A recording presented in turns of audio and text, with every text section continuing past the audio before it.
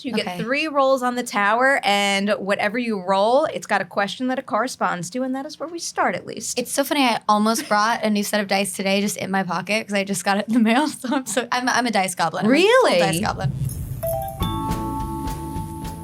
goblin. These are beautiful.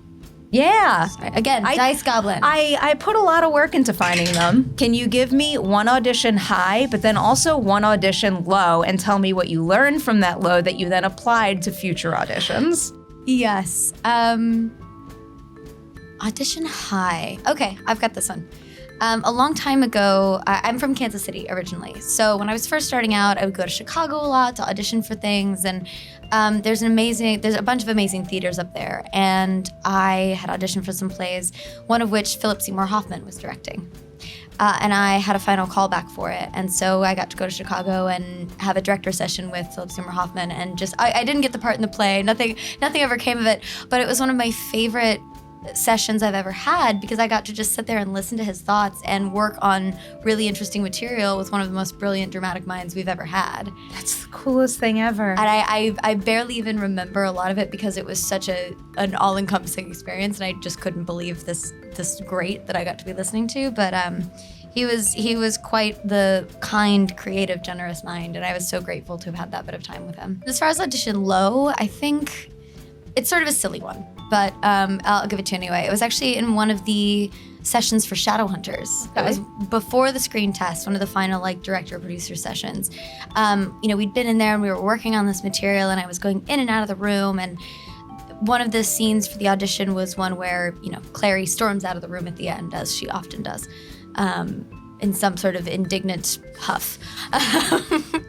But I was so focused on the material and just committing to it that I turned around and walked straight into the wall. Oh no! In front of all of our producers, our director, the network, everything. And I just sort of went, well, at least I've put forward my authentic, clumsy self, and they know what they're getting into. And I still got the part. So I guess. What did you do though? What was the first thing you did after hitting the wall? The first thing I did was just think, did that really happen? Did I just hit the, okay, cool. I just probably made a silly face or did a little step ball change, because I tend to try and play things off with physical comedy. All right, you got your second roll on the tower. Hey, I'll try and do better this time. It's my fault. I lost a piece of sticky tack that keeps the doors open really nicely. No, it's okay. It's a 1. A 1. This is one that I really wanted to get, because apparently we're birthday twins. I want to know the best birthday party you ever had. It's really silly, but one of the best birthday parties I've ever had. I love celebrating other people's birthdays, and I love making those days special for the people that I love, but I'm one of those people that when it's a party and attention is all about me, it's slightly uncomfortable. But is that a Scorpio Sagittarius thing? Do you consider yourself Scorpio or Sagittarius? So I am fully a cusp. Okay. And this is because we're the day that can be either. I think I have qualities of both, and it serves me very well. Okay. I'm very much have that fiery, passionate Scorpio-ness. And if you hurt someone I love, that's not a good thing. But also, I'm so much more of a Sagittarius. I love going with the flow and seeing where life takes me, and getting on it. I have this romantic idea of buying a plane ticket one day, just getting on an airplane and having an adventure, and then just having a bag packed, and seeing what happens. Just kind of seeing where life takes you. But as far as the best birthday party I've ever had, over the last couple of years, I think I found my sweet spot.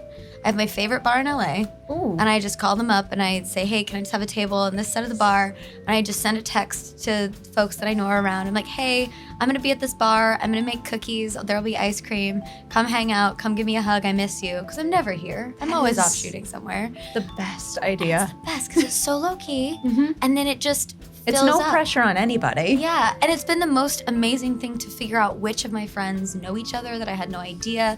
Or there's a couple of friends that have now been dating for 6 years that met at one of my birthday parties that didn't know each other at all. And it's been just a really cool kind of demarcation of, because some people I only see this one night a year because we're always on different corners of the world. And that's so nice. Really special and chill.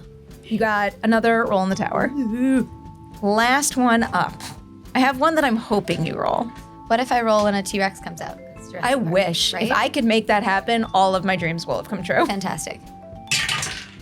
Ooh. No, but it's a 7. It's a 7. Okay, so this is just a really random one that I came up with because this happened to me while I was writing your questions. I'm just calling it spider. And also because this says a lot about someone. You are home alone. Yeah. You are just sitting around. A gigantic spider appears and is near you. What do you do? Very quietly, carefully, and calmly, so as not to alarm or disturb the spider, I will get up and find a cup and a piece of paper, and I will scoop the spider and take it outside or throw it out a window or onto my balcony at the very least. I know what you mean by throw it out a window, but you just said that so sweetly and kindly. Throw it out the window. It doesn't kill it. It's a spider. No. I'm sure it'll float down gently on the wind and Spider-Man its way down somehow. Or at least that's my fantasy. Makes me so happy because I thought I was one of the only people who do what I do the double cup thing. Oh, that's and whenever smart. I tell someone I do that, they're like, why are you going to those lengths to protect a spider when you can smush and trash? I'm like, because it doesn't know what it's doing. It is a living thing. Yeah, and it's just like, it's like ghosts. It's like you respect your space, I'll respect mine. Oh, you're a and ghost we'll, believer. We'll work it out. Do you believe in ghosts? I do. Okay. Yeah. I like that too. Yeah. Like that too. Do you watch the show Ghosts on CBS? I love that show. Actually, I just saw Rose at a Comic-Con this weekend, and she's I literally just spoke to her the other week. She's amazing. My God. She is so lovely. It's there's certain people you meet in this industry that you're like, how Can you guest star how on are that you show? Can you make that happen? I please? manifest things on I would Ladies' love Night. to guest star on Ghosts. Thank you, please. What's up, everyone? Welcome back for a brand new edition of Collider Ladies' Night. I am pleased to welcome Kat McNamara to the show. Hello. Thanks for having me. For two things. We have Walker Independence, of course, but also I'm really excited about Fool's Paradise because I was just recently talking to Charlie about making his feature directorial debut, and he was kind of giving me the rundown of how it all happened and some of the advice he got from cool people like Guillermo, and now it's finally time to see the movie. So you get your first Broadway gig. Yeah. Was there ever a situation when you thought like maybe I'll stay in theater, maybe I'll stay in Broadway, or was there always an itch to act for the camera as well? I had never fully thought about it. I thought when I moved to New York, I'm like, okay, because what I really wanted to do for a living, my first idea of working as an actor would be is I'd work at the bank as a financial analyst or a financial advisor until 5 p.m. and then curtain goes up the theater at 8. So I would just in Kansas City because I never thought I'd leave. I was like, oh, I'll just work at the bank and then finish up work and go do shows at night. And that's grand. That would be a perfect life. Then I moved to New York thinking, oh, well, I'll just go do this show for 6 months and then move back home. And after about a week of living in New York City, I quickly discovered that I was never moving home. Yeah. And that New York fully made me one of its own and changed my life forever. Oh, wow. All right. I have so many screen credits to hit. That is incredible. When you shift to screen credits, of all of your earliest TV and film appearances, which would you credit with putting into perspective the most, the types of stories you would want to tell going forward, and also the types of on-set environments you would want to work in? Ooh. It actually... It's interesting because I learned a lot from so many of the jobs that I did. One of the job that brought me to LA was the first time Disney Channel tried to do High School Musical, the series. And at that time it was called Madison High. And it was about 13 years ago now. They had Miss Darbus went to a different school and created a new drama program. And of course it was the TV version of High School Musical, basically. And all the character archetypes were the same, and it was, but just different people. And the cast and that experience of going into, musical boot camp for 2 weeks, learning all the dance numbers, all the songs, being in the studio, working with everyone, having that kind of camaraderie, and building a show that would have its kind of own image and its own lore was so all-encompassing, but I had the best time. And, I didn't really know at the time, but that ultimately would serve me really well going into something like Shadowhunters, which I think is what ultimately answers your question, because that show for me, it had this epic nature to it and a character that was challenging but had growth, and a cast and crew environment that truly was going to work with family every day. And that is ultimately what I strive for, seeking out in the future and as I continue. And there was a rarefied air on the Shadowhunters set, and it was something that I will always be grateful for. That is such a beautiful thing. Going back to the High School Musical show, was that one of those situations where they filmed a pilot and then it didn't get picked up? Yeah. Okay, so I'll lump that in with the Happy Land because, correct me if I'm wrong, Happy Land was your first series regular role. Yeah, that went to series. Yeah, I had done a few pilots. Like I did that pilot, and I did a CBS pilot with Jason Isaacs a few years later, and who I still love and adore. And he played my dad, and still basically might as well be. And you know, so many other beautiful things. But yeah, that was the first on screen that lasted. Okay, so when you go through a situation like Happy Land, where you get a series and then it doesn't get a renewal second season, how do you make sure experiences like that don't cause you to lose confidence in yourself and take away from the motivation to, you know, pick yourself up after and forge forward? I was really lucky at the beginning of when I started doing theater, actually. One of my mentors at the very, very beginning put everything into perspective in the most beautiful way. And she said to me, you know, an actor's job is to audition. And you go into that room for 10 minutes and you tell your story and you create this character and that's your performance. And that's your job. You leave the room, you've done your job, you leave it behind. If the job works out, that's something extra, different, and special. But if not, you've done your job and you move on to the next job. And so I've always, I mean, obviously there are those roles that you just connect with and every fiber of your being will fight for that and you can't let it go sometimes. And I've had those as well, but those are a lot fewer and farther between than other things. And that sort of helps in a way. But I think having so many things that, you know, haven't worked out for whatever reason. And a lot of times it's no reason other than there just wasn't space on the network this year. And so with the way that television goes, then that's kind of the end for that show. And it taught me to kind of invest in things and put my heart into it, but know that even if something doesn't work out, there's something else that's coming down the pipeline. Yeah. That wasn't meant to be for whatever reason, but it grew you and it led you to whatever's coming next. Number one on the call sheet for the first time is a pretty big deal right there. Yeah. So of all of the past number ones on the call sheet you have worked with, who taught you the most about how you would want to carry yourself when you're kind of setting the tone on a series like that? The two that pop into my head instantly are Dylan O'Brien and Jason Isaacs, who both of which I worked with. You know, I worked with Dylan on Maze Runner, and He's good dude right there. I've known Dylan forever, and I hadn't worked with him. I'd known him for a lot longer than I'd worked with him. And when I got on that set, I was astounded by how dedicated he was and how diligent he was to making sure that everything was done with quality and it was all done properly. But also, he had the best time of anyone on that set. The balance he had between, you know, the fun and the silliness and the goofing off and the pranks you can do on set and the camaraderie you can build in that way, but with still not sacrificing any of the seriousness of what we're trying to do and the story we're trying to tell. That was brilliant. And then getting to work with someone like Jason, I was 17 when I worked with him, who was so generous and giving and open, having a massive job to do himself, but really played host is kind of the best way I can put it to so many people, including myself, who was pretty new to film and television at the time. So that I ultimately also, I give huge credit to Isaiah Mustafa and Harry Shum Jr., who were both on Shadowhunters, who, you know, Harry had been through Glee. Some of the best. I truly, honestly, I'm so grateful to the people that I've worked with over the years. But Harry, who'd just been off of Glee and had been through, you know, one of the hugest experiences you ever could on television at the time. And Isaiah, who's, you know, been in the industry forever in 5 days and has worked with everyone and is beloved by everyone. Both of them are actually beloved by everyone they've ever worked with, and you can see why.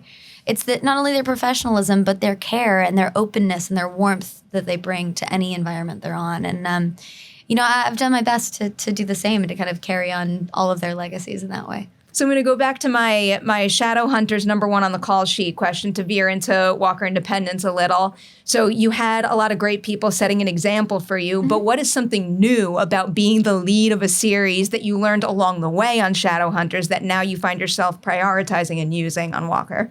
It's sort of the same concept. It's finding that balance between work and the community aspect, because that's so important, especially when you're number one on the call sheet, because you're so often, when guest stars and new crew members, even new directors that are coming in, you're their first point of contact and the person they'll see the most and the person that is most kind of around and in front of everyone, and to be kind of that person to go, hey, welcome, this is our show, do you need anything? Because also when you're new on a set, there's so little you want to ask for, at least for me. Whenever I'm, the new person on a set or like a guest, I don't know who to ask, so I don't want to ask the wrong person. And just being able to go, hey, what do you need? And then kind of direct and make sure that everyone's taken care of is such a huge part of it, because then everybody has a better day. Everyone's happy and has water and is, feels comfortable.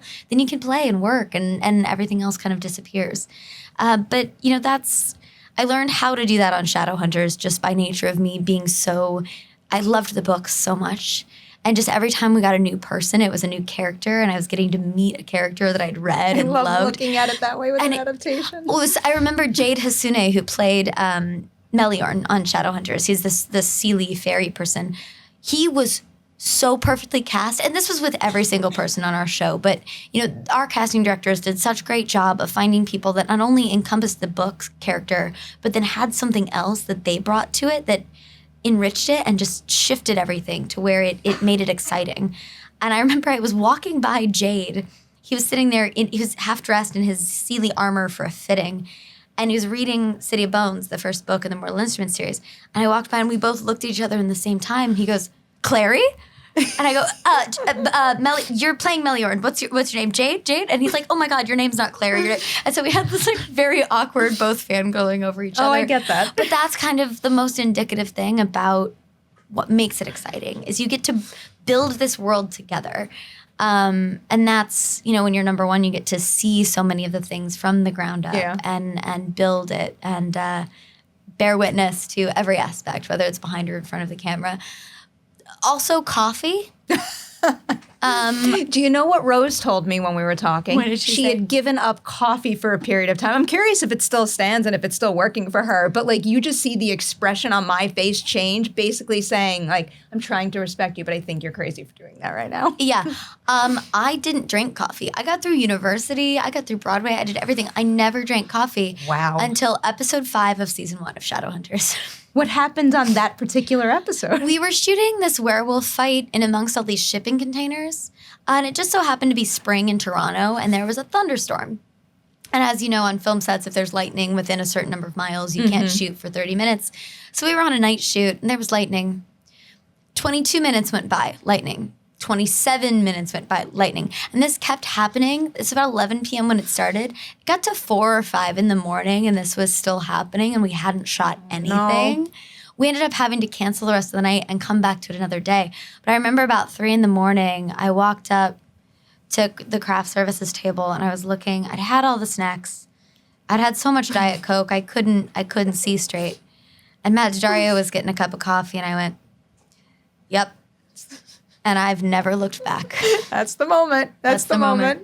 I have to wind down with you soon. I have 2 more questions. I do want to talk about Charlie Day because, again, Fool's Paradise is going to be his very first feature as a director. So having had that experience with him, what are you looking forward to more actors who work with him as a director to get to experience when he inevitably goes on to direct more features? Yeah, well, it was such a lovely experience getting to watch him work. We'd met at the Big Slick, which is a huge Kansas City charity event with Paul Rudd and Jason Sudeikis and the rest of the wonderful comedians that are from Kansas City have started this thing and bring in people like Charlie. So, we met, and then a few months later, he called me up and said, I've got the script, read this part, see if you want to do it, which is how so many people ended up on this film was just, hey, I've got a part, come in for a day and play.